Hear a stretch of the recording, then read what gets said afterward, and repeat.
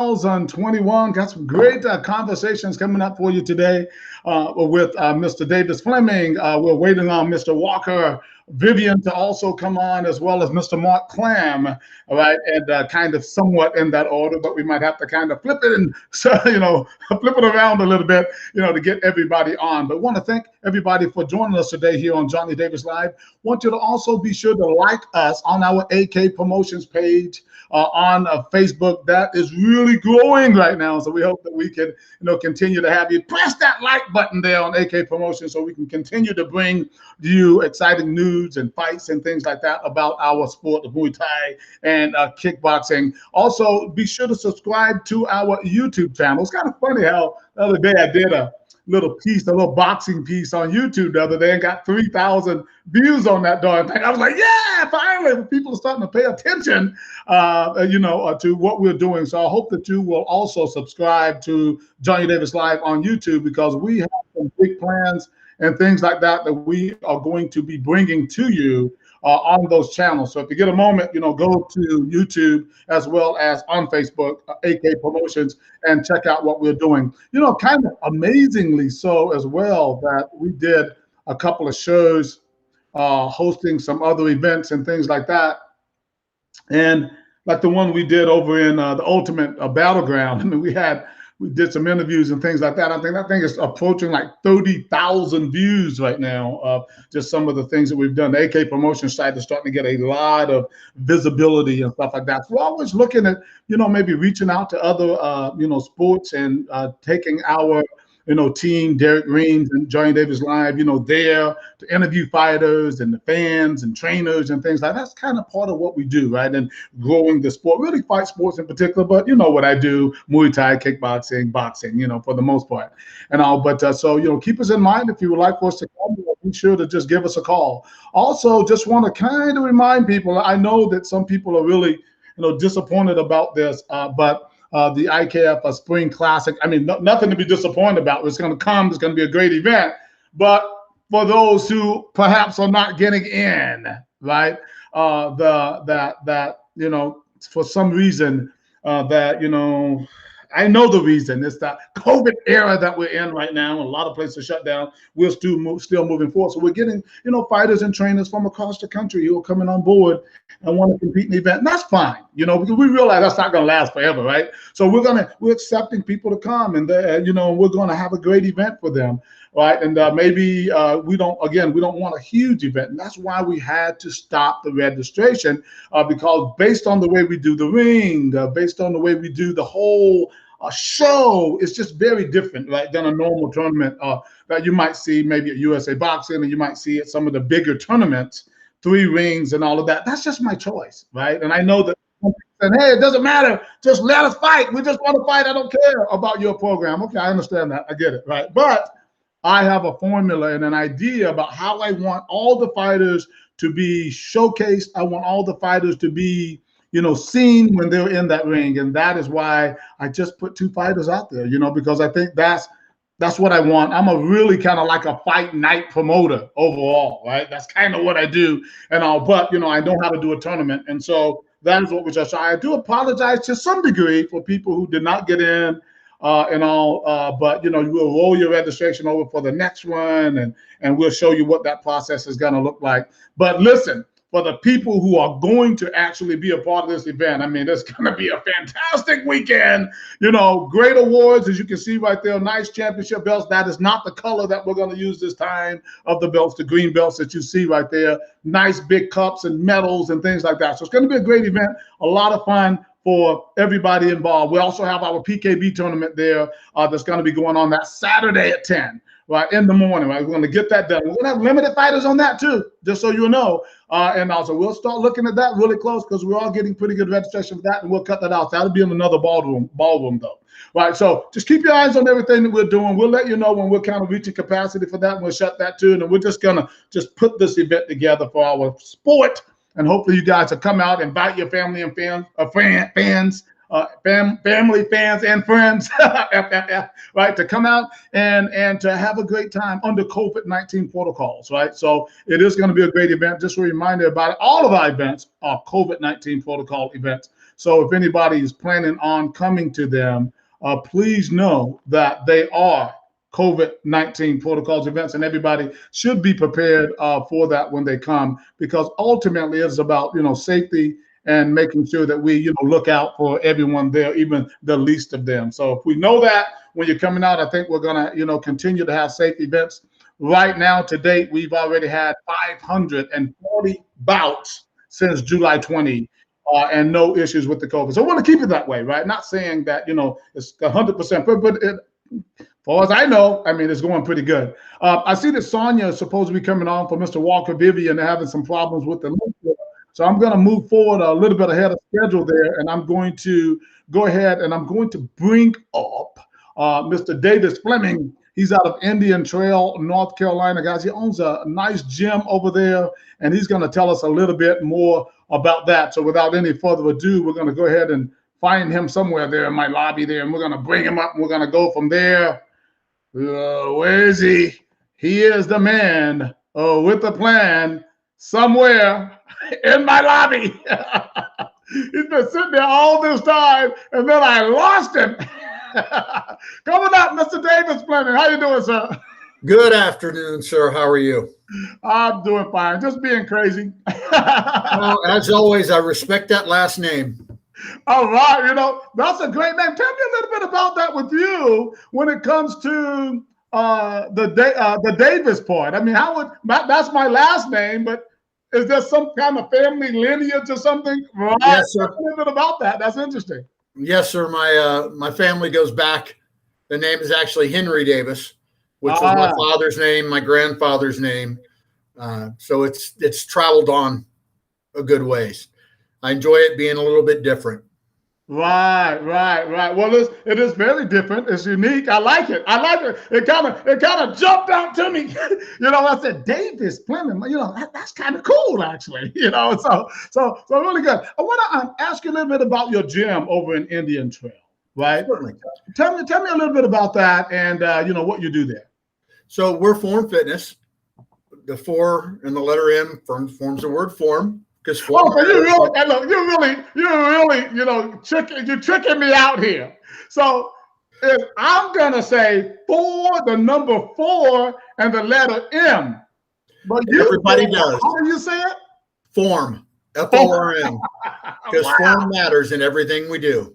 Ooh, okay. So we're about 14,000 foot facility. We have Brazilian Jiu-Jitsu. We have kickboxing, obviously, Muay Thai kickboxing and Dutch style kickboxing. We have traditional boxing. Matter of fact, we just won Western North Carolina Gym of the Year for USA Boxing. Adam Espo, who is our head coach for our pros, is Coach of the Year for the second time, I believe. And then Vaughn Levante Early just won Fighter of the Year in North Carolina, and Stevie Massey just won Up and Coming Contender. So we've got a good, solid boxing program. Nice. We also do Wing Chun. We do Kali, yoga, MMA. So we're a little bit of everything. Yeah. It really sounds like. What is your background? I'm curious. What is your background in it, though? So I started Taekwondo many, many years ago. And then went away from that. And then Matthew, who you've met, my son, started training when he was a child, and I went back to training with him. So I've done stand-up arts for almost 30 years now. Wow. About 15 years in Brazilian Jiu-Jitsu. Okay. Coaching did you get a black belt? Did you get a black belt in Taekwondo? I hold rank in Taekwondo, yes, sir. Right. As well as in American kickboxing. Oh, okay. So wait a minute now. American kickboxing. Wait a minute. You're going back into my era now. I know I'm older, right? I'm much older. That's okay. Right. You can call me Mr. Davis right now, okay? Right. But you go. You said you go back into the American kickboxing. How far do you go back into that? Who were some of the fighters that were fighting around that time? So when I started training, we were looking at Superfoot Wallace. I had the pleasure of training with him a couple of times back in the 80s. I think I know a little bit about that guy. Yeah, you've probably heard of him. Done some training under the Joe Louis Association. Matthew actually holds rank under their association as well. Right. I've had a little bit less. I was a little bit older when I got deeper into it. Right. So I let him do the work. I just kind of stand back and act like I know what I'm doing. Right. Well, no, I mean, that's good. We certainly want to talk about Matt a little bit later on in the show and all, and that relationship and everything else. But with the, you had some. Let me ask you first about the COVID-19 and how that has affected, your gym and how you've been surviving through this era. Excuse me, and that's not COVID. That's I knew you were gonna say that. Every time someone gets a cough or a sneeze today, it's like, hey, wait a minute, you got COVID. Exactly right. Yeah. So, as with everyone, we closed down in March, the end of March. Sure. We're closed in April. And our members really pushed us to open back up. Right. They wanted back in. Mm-hmm. But we opened back up back in May under, COVID protocols, mm-hmm. extra cleaning and what have you. And we've been able to survive very well with it. I'm a big proponent that people need the exercise, need the outlet. Yeah, no doubt. And our members agreed the same way. So, if they wanted to come in, we were here for them. And that's mm-hmm. really what we were about. Right. And doing with your protocols, did you have any particular outbreaks or anything or any spreader issues? We haven't had any actual outbreaks in the gym. Right. Anything that we've had has been people exposed outside of the gym and then reaching out to us to say, hey, I found out I was exposed to XYZ. Sure. I'm going to take a few days off or, time for that. We haven't had any issues inside of the gym itself. Everybody's been really conscious about it. Johnny Davis Live, Real Talk, Real Solutions. When with the COVID era, with this thing that's going on, and they did kind of close, I think gyms down, which really doesn't make as much sense because we're the healthiest people on the planet for the most part. Correct. And but do you think it was like it's been overly politicized, or do you think that health-wise it was maybe some of the right things to do was shutting things down? What are your thoughts on that? I think it's kind of a 50-50 thing. When they shut everything down in March and early April, because there was so little knowledge of what was going on, right. It made perfect sense. Yes. As time went by, I think it became a little more political. Yeah. People trying to do what they think is the best for everybody, but we're adults, we're individuals. Right. And that is a big responsibility. It is a big responsibility to be in that position and to make a call on millions and millions of people, and knowing that someone is going to try to hold you accountable. If something goes awry, and that's maybe. And if I was in a political position, I would understand, and I think I do understand why they're doing it. But at the same time, I do think that they should give a little bit more leeway, like some states have. Like fortunately for us in South Carolina, right, they've allowed us to kind of move forward and do things a little bit more fluently, if you will, and make these protocols. And people like me have been able to do my events since July of 2020, and have success in hosting these events without any spread that we know of, right? So I think that it is an important thing to allow people to be responsible, but at the same time, yes, you still got to look out for the least of them, and I get that too, right? So there's kind of like a balance in that. Well, it's important. My thought process on this is, especially for Brazilian Jiu-Jitsu, it's true of boxing, it's true of kickboxing. We trust our training partners to not come in with staph infections, MRSA, ringworm, anything else, or come in with a cold or the flu. We trust them daily to come in that way. Right. This COVID is nothing different. If you have a fever, if you feel sick, stay away. And people have been very good about doing this and taking care of each other. And I think that's the biggest part of making this happen. We need to take care of each other. If you are at risk, then I understand you're not coming in. If you're not, everybody needs their sanity, whatever it is. You are exactly right, 110%. And again, I've been kind of fighting this thing in my own little way on my shows and my little network and stuff, and just saying, hey guys, I know, and people don't know, well, what side of the fence are you on? Or, well, it has nothing to do with that. It's just a common sense issue for me, right? What can we do to protect people, the best we can while we continue to, I think my Dr. Lucas says, you got to mitigate the risk, right? Right. And I think that we've done that and we'll continue to do that. And I think also it's about respect. that's a big part of it.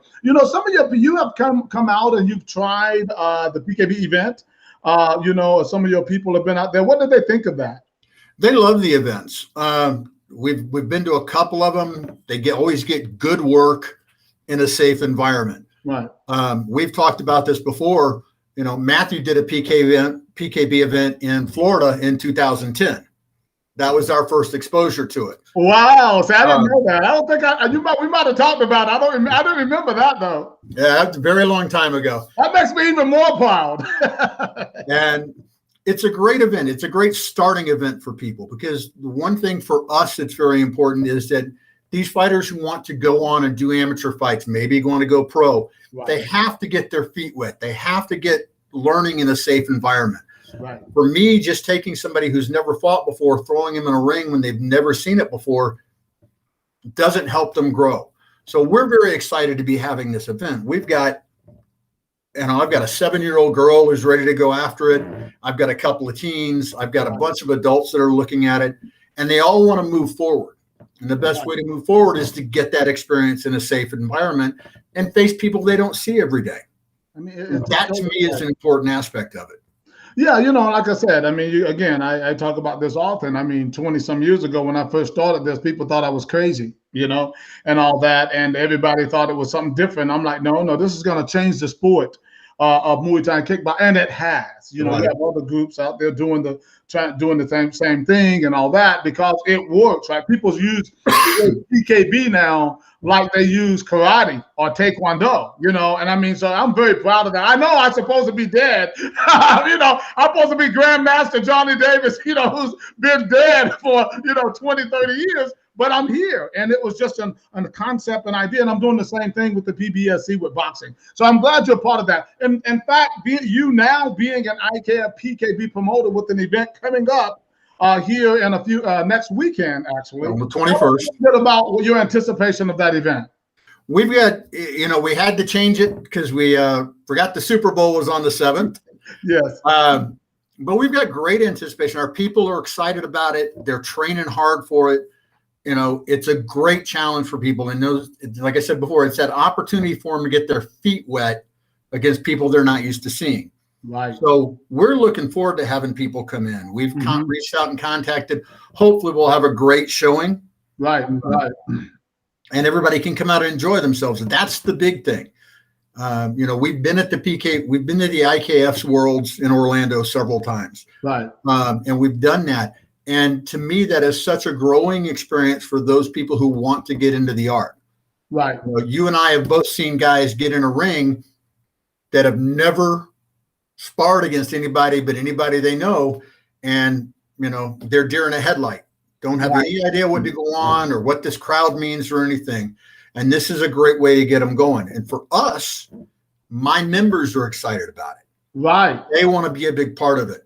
And so hopefully we're having everybody come in. We've got all kinds of people. We got plenty of room, lots of space, and we're going to have a good time with this. Right. And I think that, and I am seeing the registrations that are certainly coming through and everything. And that's exactly what we want. We want, people to understand how important this is, and that, it's something that can build not only the sport, but it also builds the club. It builds your club in a fantastic way. We have also nice awards and everything for, everyone who is participating. Again, as I mentioned earlier, it will be under the COVID-19 protocol. So everyone has to wear masks. It'll be temperature checks. We have the social distancing concept going on as well there. It's just a lot of fun. And I think that people are going to really enjoy it. And that's going to be on Sunday. What do you think about being Sunday, February 21st? What are your thoughts on it being on a Sunday? I love it being on a Sunday. It gives people, for gym owners, and that's what I think of as being one, we have classes on Saturdays. Yes. So we're not disrupting our regular members in the classes that they do. We have the facility open and all to ourselves. We can control the environment. And for me, looking at a Sunday, that was really important, because, gym owners out there have their business. They've got to take care of their business. Right. Saturdays are usually a big day for folks. Right. So we wanted to open that up on a Sunday and give people a chance to come in and enjoy and not have those conflicts that they have to worry about. Right, right. Yeah, we actually been doing some Sunday events with Crew King over there, and they are packed out every time. And again, a lot of people, have different reasons for not liking Sunday, but there's a lot of people that like Sunday, and one of them was the business model of it. Of the fact that, hey, I have classes on Saturday. I have to shut down everything to do a tournament on Saturday. But on Sunday, hey, we're wide open. And you're not talking about every weekend. You're talking about a special weekend where people, come in and they do what they do and have a great time and they go home. And it's a little bit later, so we start registration around like 1 or 2 o'clock. And then, we start the competition around 3 o'clock. Right, and all. So that gives people, if they're going to church or doing some other festive or breakfast or whatever on Sunday morning, gives them a little bit more time, to come out and be a part. I want to shift gears here just for a second because I want to talk a little bit about your son, right? About Matt. You brought his name up a couple of times and everything. He is now, he was our IKF, interstate, North Carolina interstate champion. I say was because he's now getting ready to turn pro, right? His first pro fight is coming up. Really impressive fighter. I was one of the guys at ringside early on. Early on, who was touting his skills and saying that this guy is special. This guy has some techniques that I think that people should take notice of. And I was on doing like a show at the time when I was saying that. But tell me, where is he now in that? Because I understand that he might have signed on with some type of promotions company or something. Correct. He's with Prime Athletic Management. With Sean there. It's a great relationship. They put a lot of work behind him. He's still fighting kickboxing. Just very hard to find a good fight. A couple of the promotions he was going to fight on fell through with all the protocols and what have you. Sure. But he's fought MMA before. So it's not a big change for him. He just wants to get out there and get that pro fight and get working on his side of it. But kickboxing is still his first love. He's going to be back in that as soon as we get that option. And that's what I was wondering. So this upcoming fight is a pro MMA fight, right? Correct. So, he's tall and he's lanky and those kickboxing, the skills that you need in kickboxing, being tall like that, right, is really good because he has good boxing and good kicks. How is he? Well, I don't know what his skill level is in ground fighting, right? Perhaps you can explain a little bit more about that because that's what people are going to do to him, right? They're going to go and try to get him on the mat. What should they look out for with Matt? They do. The thing that people look at, you look at him and you look at that length and you think that's a safe place to go to the ground. Well, Matthew's a brown belt in jiu-jitsu. He's been training for almost 15 years now. Wow. He's also an ex-wrestler and teaches wrestling classes. So there's some skills there. He's been at this. So even though he trains kickboxing and to fight kickboxing and teaching it, he's always training everything. So he gets that hard work in. Right. He can be an all-around fighter. The skills that make him good at kickboxing make him good, on the ground and in MMA, because you've talked to him, you've seen him fight.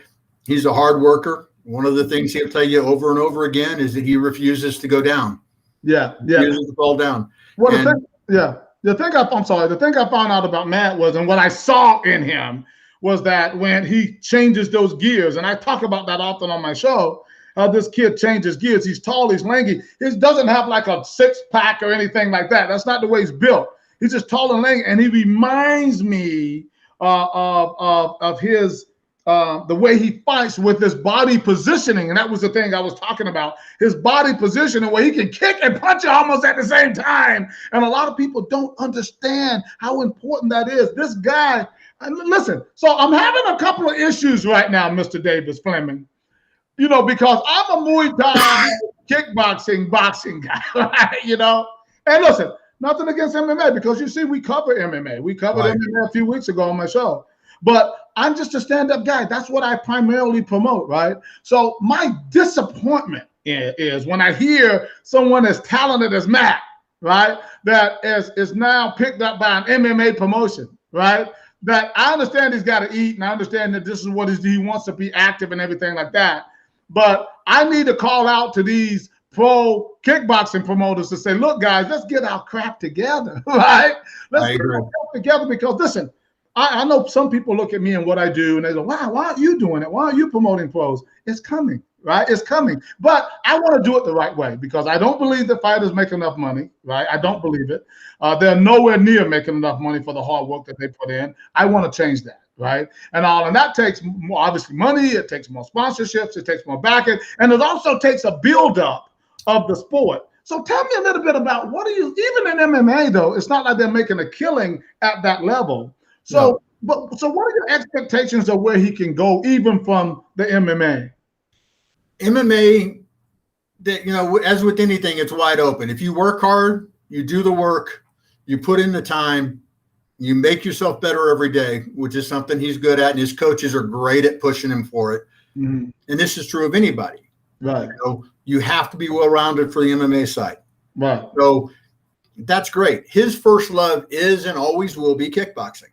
Mm-hmm. Okay. And it's not about the money. One of the things that is important is it's not about the money. And these fighters coming up that think they're going to make a living and be rich, that's not the fight business. You know it, I know it. That's real talk. But it's a love of the business, a love of fighting. And that's what you see in it. He just wants to be out there and be active. If we could have, kickboxing fights on a regular basis, he'd be in there. Right. He just wants to be active. And we've had a Prime Athletic Management has been great about trying to get him a couple of fights, but things fall through as they do. And I respect the promoters that realize they can or can't put something out there. Mm-hmm. But he wants to be active in the kickboxing. We're taking the MMA fight to get a fight. Right, and I get it. And also, I'm going to tell you, like I said, I think that the promoters need to get serious about it. We need to also make sure that we are willing to pull people from afar to fight.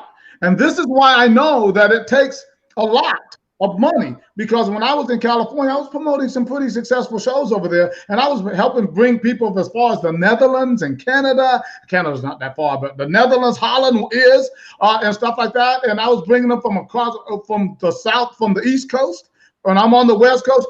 Sometimes you got to be willing to spend the money, but you also have to build up a fighter, right? So that they can have the kind of exposure that would entice fans to come and see them fight. So it's a whole process of it. It's not just fighting, it's all of that stuff in between, right? And so I hope that your promotions managers are looking at the entire apple, right, to be able to say, okay, let's build this fighter, let's build this person inside and outside of the ring.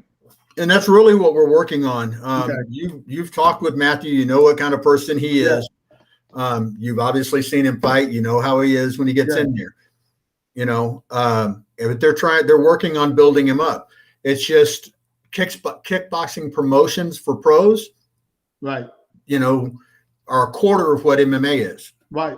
So it's a challenge sometimes to find it, right? But I will say, yes, you are correct in that, and I agree.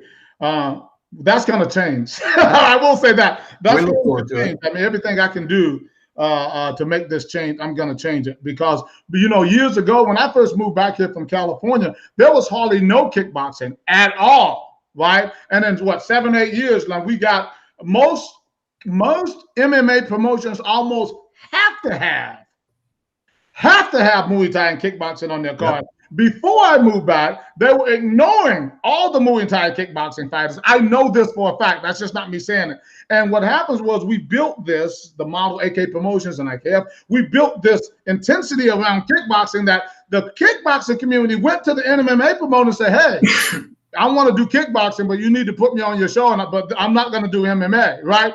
So there is, this little battle kind of going forward, but my thing is, in my position, I'm okay with MMA, and all that. I just want to build kickboxing. I mean, I want Muay Thai. That's what my love is, my Muay Thai, my kickboxing, and people like Matt, I think, are special, to be very honest with you. And I want to be able to somehow, help, take him to that next level. I understand that he's in another boat now. I don't know how much that agreement is and what it entails. You know me, right? I'm just saying, I don't get in other people's business, but I am telling you that I know some things that are coming down the pipeline, right? That we're going to be looking for some pros locally, right? Mm-hmm. So that we can build up like we've built up some of those amateurs.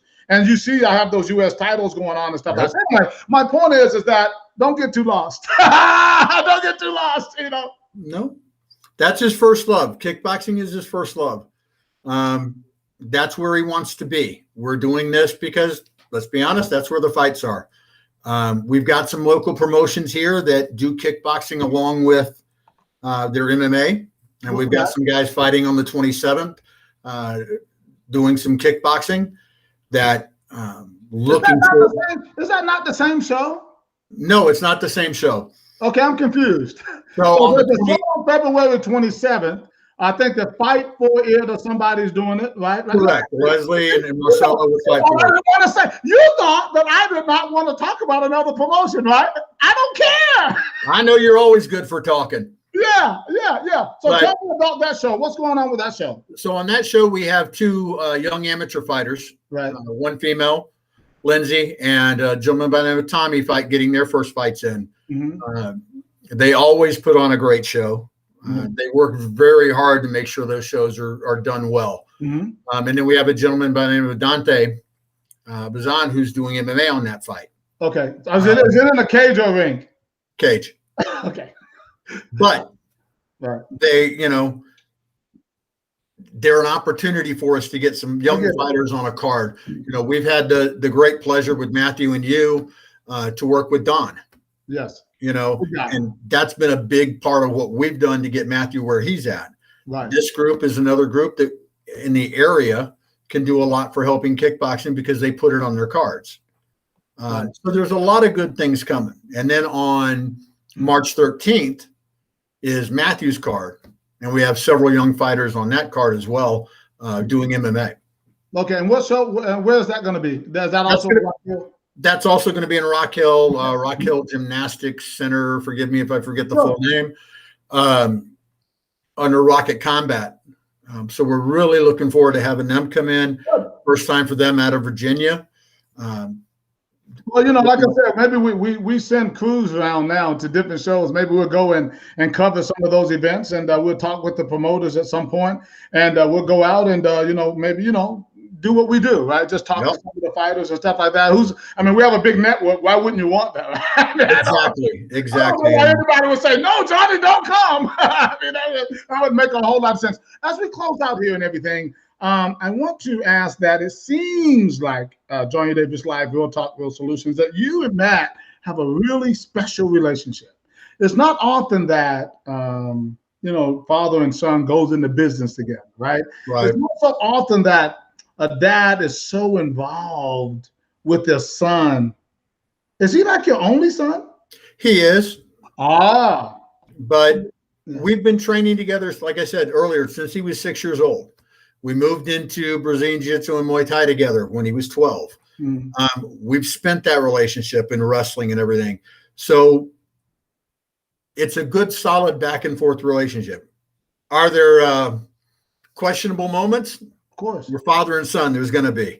Right. But there's an understanding, and one thing, I'm here for him. My job is to make sure that he's taken care of and that those people that are involved with them are treating him the way they should be, and to provide that little bit of guidance in certain situations. His job is to train, and his coaches train him. I'm not always directly involved with it. I may look at it and say, what about this? What about that? Or put my 2 cents in. But as a father, I am his father. I'm not necessarily his head coach, which I think is a big distinction. Right. You want to have that separation and have that understanding. There are things I know about him that nobody else does, and understandings that I have that nobody else could possibly have. Right. But that's the same true from his coaches. Right. They have an understanding of him. And it's a big piece for us all to work together. It's a unit that's working through, and my goal is to protect him. So how does it feel when you see him kind of becoming the man that he's becoming and pursuing his dreams? As a dad, how does that make you feel? I absolutely love it. One of the things that I've always been passionate about is I never want Matthew to walk away going, my dad wasn't behind me supporting me, or I never got a chance to follow and go after what I wanted. His pursuit is his pursuit. If he never fought again, I'm fine. Okay. But where he wants to go is up to him. I'm just there to, watch for the pitfalls and help where I can. Wow. Wow. That is awesome. Well, I'm looking forward to, hanging out with you guys next Sunday in Indian Trail, North Carolina for our very first IKF PKB Point Muay Thai sparring tournament there at the 4M Fitness Gym that's owned by you, Mr. Davis Fleming. It's been a pleasure talking with you today. And hopefully, like I said, we'll bring you on again, talk about some other things. Anytime, Johnny. It's always a pleasure to talk to you. You have a wonderful day, sir. All right. Thanks, sir. Thanks so much, sir. Take care. Bye-bye. All right. All right, ladies and gentlemen, right there speaking with Mr. Davis Fleming there. He's the owner of the 4M Fitness out of Indian Trail, North Carolina. Really nice guy, really passionate about the sport and everything. Without any further ado, though, I know I'm just kind of so many things going on. We also have the trainer of this, Chelsea Nainer, who's waiting there in the lobby. We're going to go ahead and as I say that, he disappears, right? So when he comes back on there, we will chat with him just a minute. Make sure his Wi-Fi and everything is okay. But this is a poster of the tournament that's coming out with Mr. Walker Vivian. We couldn't get Walker on. I know he had something to do with one. So for some reason they could not get connected on the link, and I'm not really sure. But we will, maybe chat about that another time. But next weekend, February 20th, on a Saturday, that's in Florence, South Carolina, we are going to be having a Point Muay Thai kickboxing sparring tournament, along with some grappling that will also be going on. That's on the Saturday. Then on that Sunday, we're going to be in another part of North Carolina, right, where we'll be doing the Point Muay Thai tournament with Mr. Davis Fleming and his 4M Fitness Gym. So it should be a lot of fun. At the one in Florence, we'll probably have Derek Reams there, actually interviewing some fighters there and having a good time as well. All right, there he is. He's back. He keeps leaving us, though. I don't know why he keeps leaving us, but now he's back, ladies and gentlemen. Please welcome Mr. Mark Clem. How you doing, sir? Good. How you doing today, sir? He's all serious, man. He's all serious. Like he ready to punch somebody in the face right now. What's up with that, sir? You good? Nothing. Just relaxing. All right, good. Well, really great to have you on today, and I appreciate your patience. I want to chat with you a little bit about your fighter, Chelsea. Am I saying that right? Is it Chelsea? Charlesy. Okay, yeah, Chelsea. And the fact that she entered the tournament for the certified United States title coming up on March the 20th in Myrtle Beach, South Carolina. But before we do that, let's talk a little bit about you and your gym and where you're established. So tell us a little bit about your club over. Is it in Greensville, South Carolina? It's in Greenville, yes, sir. Yeah, so I'm at the UFC gym in Greenville. And I just moved down here a year and a half ago. I'm going to have to bring that camera down. Could you pull that camera down a little bit? Yeah, there you go. So you can come above that writing. Yeah, so I moved down here a year and a half ago, and I was going to reopen a gym down here. And the UFC gym reached out to me. They found me through social media, and I went in for an interview, and I've been there for just over a year now. So, yeah, that's... Where did you move from? I moved down from New Hampshire, and that's where I own my gym, Bomb Muay Thai. And before that, I was at Y Crew out of Boston. Okay. Well, what is your background in it, though? You've been training for a minute? Yeah, so when I was in the Navy, I boxed for about 3 years. And after that, in 2006, I got out. I got into MMA. And from there, I really fell in love with striking. And I started competing in the amateur circuit of Muay Thai, and less and less wrestling and less jiu-jitsu and more striking. And it was more complete boxing. And so I started Muay Thai in 2006. Oh, in 2006. Okay, great. You said you competed on the amateur circuit. What's some of the tournaments that you fought in? Have you fought in any of the full contact tournaments out there? Yeah, so they were all up in the Northeast. So I did all that, and then in 2009 I turned pro, and I fought internationally in Thailand, and just did a bunch of the New England circuit stuff up there. Okay, all right, cool. Well, how did you meet Chelsea? Is she? I don't know, was she where you were from, or did you meet her over here on the East Coast? No. So I came down here. I've been at the UFC gym for just over a year now, and she came in, and she was from another gym, Electric City, and she left that gym and I've been training her since then. So Okay. this will be our first fight together. She's never fought for me before, but I know her. She has a 2-2 record in Muay Thai before, but her old coach was bringing her up to like Friday night fights, and so her 2 losses are against two good girls. They weren't just like some local small shows. And When you say the Friday night fights, you mean the ones that that take place where, in New York? Manhattan, yes, sir. Okay, Manhattan. Okay, so she fought on those shows. So her losses were on, with some pretty decent people. Yeah, they were against two good girls, and one of the girls, I actually had one of my old fighters fight her, and my girl lost against her too. So she's a really well-known Muay Thai fighter, and but Charles, he went in there like really inexperienced against them, and fought and went to a decision with them. They just didn't go her way. So we've been together and sort of. I'm like more of an elusive kind of striker myself, and I like to try to teach that style. So her old coach had her like really marching forward a lot more, and would take like a beating and also give one. But I'm trying to give her a little fight IQ, fight smarter, take less shots, pick people apart, and that's sort of my style until it gets later into the rounds. And round 4 and 5, we'll bite down the mouthpiece and go. Right. Well, So, she's yeah. she's had the bit in the kickboxing, and the kind of like an even record, which something I had to fight for, to get her in this tournament and everything. Yeah, thank you for doing that. In MMA. So Yes. I mean, what is she winning on strikes, or is she winning on groundwork? I mean, because she also won over our stand-up United States champion. Jennifer Waters in MMA, so she obviously has some fighting abilities. Yeah. So she's a purple belt in jiu-jitsu, and she's really good at that. She did some karate before, and but yeah, she has like a lot of submissions, and that's her. Excuse me. That's Charles's ultimate goal is the UFC. But I'm a firm believer in if you want to fight MMA, you should be fighting Muay Thai fights. You should compete in boxing. You should compete in jiu-jitsu. And there's a lot of gyms out nowadays that teach MMA, and they have MMA classes. And Y Crew, the gym that I came up in, we didn't have any classes like that. They made, if you wanted to do MMA, you had to fight Muay Thai, you had to fight, boxing, you had to compete in jiu-jitsu, and then you mix your martial arts together and create your own style. So that's sort of where I'm at right now in the UFC gyms. I'm trying to not change what they had going on, but if you want to fight MMA, you need to be well-rounded and stand up.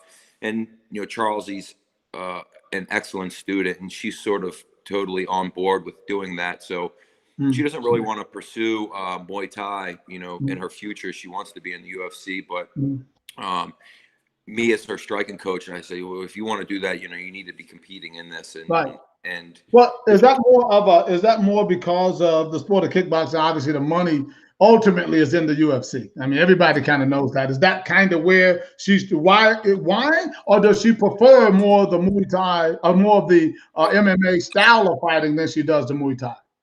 Well, yeah, like I said, she's a purple belt in jiu-jitsu. She's really, really good in that. And I think that's just her cup of tea, like sort of how I strayed away from MMA. Once I started doing it, I liked striking. She sort of likes mixing it all up. And, she is 6-0, but it's, I believe as an amateur, you should stay extremely active, and you should be knocking out fights all the time. And she's having trouble finding MMA fights. And I was like, let's start, getting used to Muay Thai fights, get that striking experience and stuff like that. And I wanted to, get her to switch her style up a little bit. But she's a great student, and she's a martial artist. She grew up doing karate and stuff. And her boyfriend, who she lives with, he's a very good striker as well. So she gets a lot of experience from all around. Well, so I want to talk a little bit about her opponent right now. And there's another young lady that camp that I'm talking with, who's out of Texas or somewhere like that. But right now, her opponent is, the anchor contender is Anna Toole. What do you think about, because all Anna does is Muay Thai. I mean, that's it, right? And it is 4 rules, so it's elbows as well. What do you think about Anna Toole as her right now as her opponent? Well, I had Charles's name submitted in a few months ago in a show, and they offered me Anna's name, and I didn't take it. I told the promoter no, and it wasn't that Charlesy didn't want it. She was actually mad. She wanted me to take the fight, and I said it's not that I don't think that you can't fight her right now, but I want you to look good. I want you to have Muay Thai style. I don't want you to have like that MMA, style. I want you to display good technique. So we're really excited. I don't know her personally. I met Jeff through a PKB when I first moved down here. You guys had a show there where I think I had like 4 or 5 guys fight on that show at Jeff's gym. So I know she's really good. I know she trains all the time, and that's just like number one. But it's fine. She's good. Right, right. Well, she's a pretty talented fighter. I mean, she definitely has some skills and everything, and I think it's just a matter of understanding, kind of where she's going to be coming from, because it will not go to the ground. I mean, it's just not going to go to the ground, and which makes a totally different kind of fight, if you will. And I think something that might be challenging for Chelsea, but she seems to have. Tell me a little bit about this, about her demeanor. She seems like a nice young lady. I've never met her, not that I know of. But does she have that ability to change those gears? Do you see that in her? Yeah, she's extremely tough. In my classes, we have a competition training only, and she's the only female in there.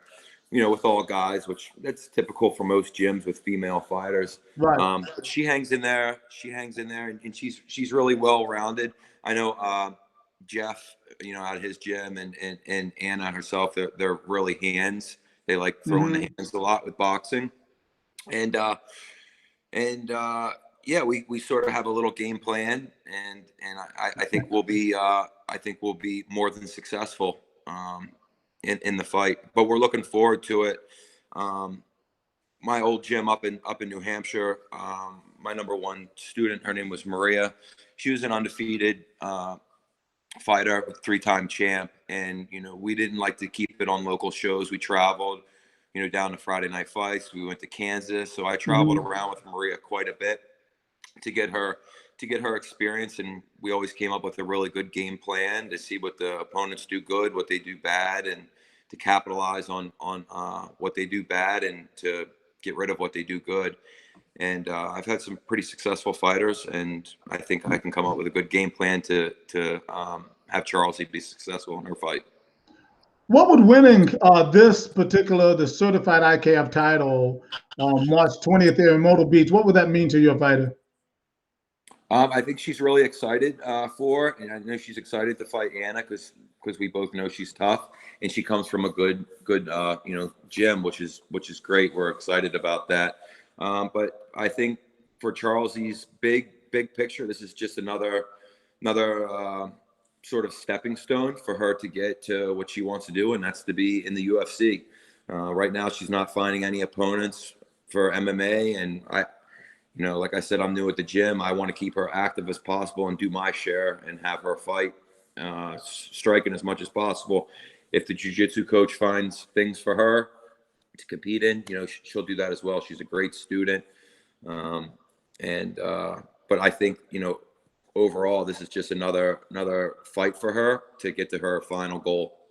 Oh, nice. That's very nice. Well, look, I'm glad you guys are a part of it. I think it's going to be a very interesting fight. May the best person win. I don't care. I just want to bring it on, to, the community, because I think it will be exciting. Are you inviting your family and friends to come out? Is she going to be doing that, to come out and check her out? Yeah, we have. I have 2 other guys from the gym that I train that they'll be competing, and one of my old fighters from up north, he's actually coming down as well, and he's competing. So there'll be like 4 of us all together. So obviously we're going to try to get the people from the gym to come, and I'm sure her family and friends all going to come. That stuff's all just extra. We're not focusing on that right now. We're focusing on the fight, and that's what's important. Not selling tickets right now. A lot of people get caught up in that stuff, and Right. we're focusing on winning the fight. Yeah, for me, it is what it is. I mean, who comes. That's why I do the tournament the way I do it, because we have so many fights. Obviously, yeah, we want everyone to sell tickets, but you don't have tickets to sell. I don't even send you tickets. All right, so I don't keep a count of it. It's just I always, yeah, of course, want people to come out and support the show, but it's not like in a state, oh, you got to sell this many tickets. I don't care. I pay my extra money to put on the fight to support the fight. And the sport and to build it. And so whatever people do, they do. Whatever they don't, they don't. But we always appreciate it. No problem. Well, listen, I wish all the luck in the world, man. Come out there and she go out there and do her thing. I think it should be a great, great fight for the sport. Yeah. I hope no one else enters. We really want that 5-round fight.